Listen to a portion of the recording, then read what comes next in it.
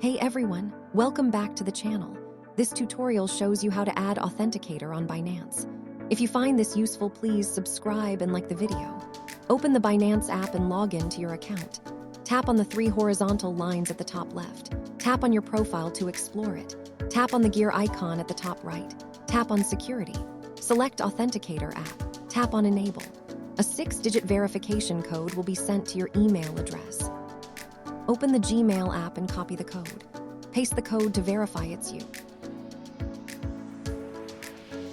Now copy the 16-digit key on your screen. Open the Google Authenticator app. Tap on the plus icon to add new setup. Tap on Enter a setup key.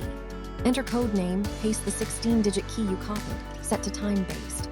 Now tap Add, then copy the 6-digit code generated and open the Binance app again. Tap on Next and enter the 6-digit code generated by the Authenticator and tap on Submit. The Authenticator has been added successfully. Don't forget to like and subscribe for more tech reviews. If this was helpful, please like the video and subscribe to the channel, and see you next time.